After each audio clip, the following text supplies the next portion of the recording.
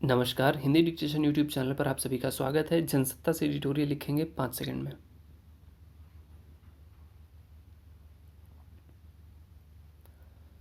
जम्मू कश्मीर में विधानसभा चुनाव शुरू होने से पहले ही मतदाता सूची में संशोधन को लेकर विवाद खड़ा हो गया।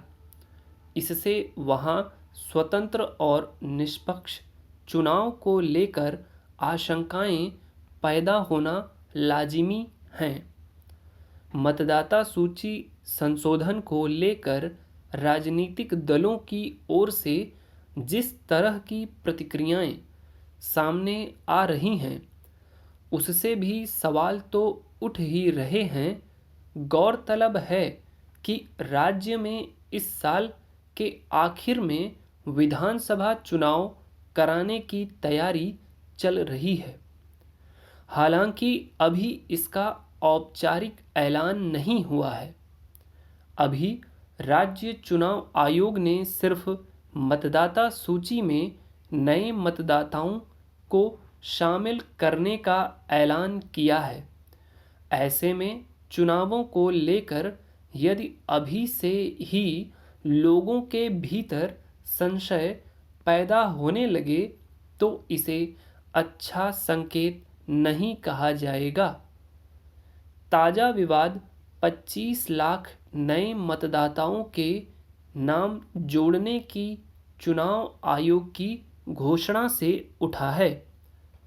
आयोग ने कहा है कि संशोधित मतदाता सूची में उन प्रवासी लोगों के भी नाम जोड़े जाएंगे जो रोजी रोटी कमाने के लिए दूसरे प्रदेशों से यहाँ आए हैं और अस्थायी रूप से रह रहे हैं।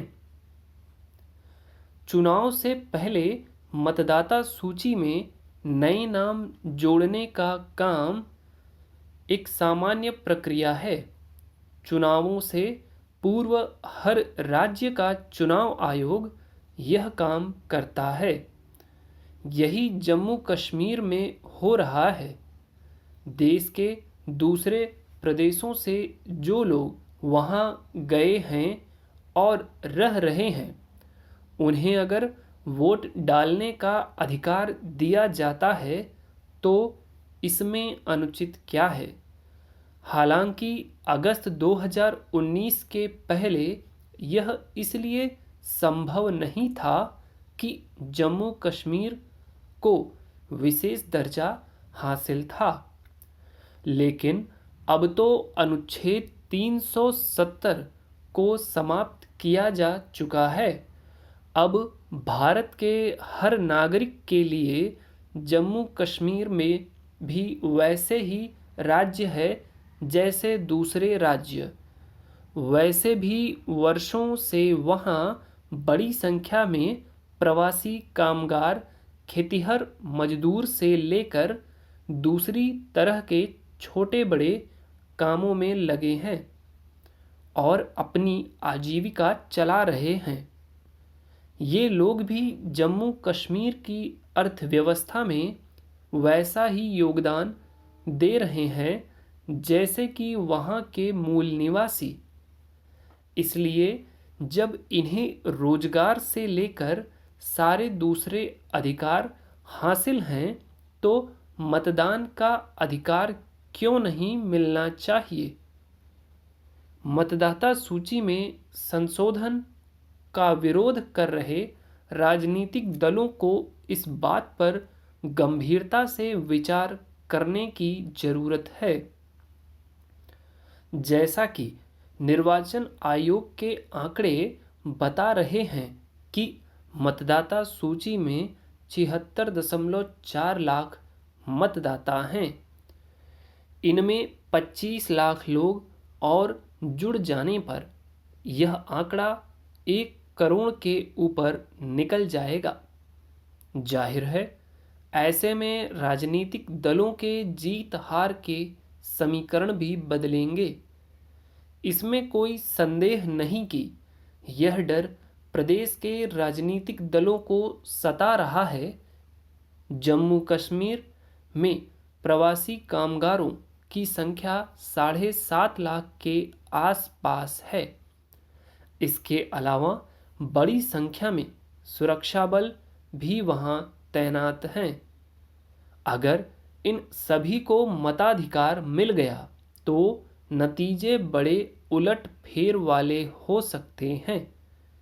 अनुच्छेद 370 खत्म किए जाने के पहले सिर्फ जम्मू कश्मीर के स्थायी निवासी ही वोट डाल सकते थे, लेकिन अब स्थिति बदल गई है।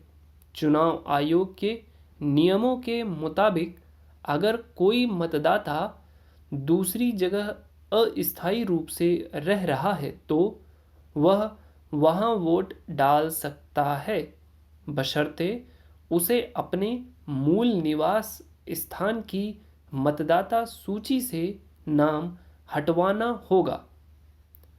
चुनाव आयोग को चाहिए कि वह राजनीतिक दलों के साथ बैठक कर उनकी सभी आशंकाओं को दूर करे।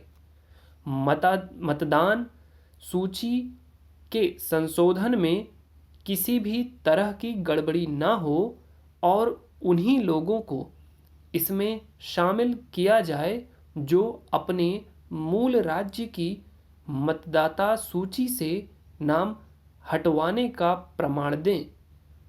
चुनाव आयोग को यह सुनिश्चित करना ही होगा। यह डिक्टेशन 6 मिनट 20 सेकंड में बोली गई है। यदि आप इसमें कुछ डिफ़िकल्ट वर्ड महसूस कर रहे हो तो आप प्लीज़ उनको देखें और उनकी अलग से प्रैक्टिस करें। पूरा लिख लिया है आपने, बढ़िया बात है। आपको एक बार पढ़ना चाहिए, पढ़ने के बाद आपको टाइप करना है, टाइप करने के बाद आपको फिर से मिलाना है, पता करनी है आपकी कितनी गलतियाँ आज आ रही हैं।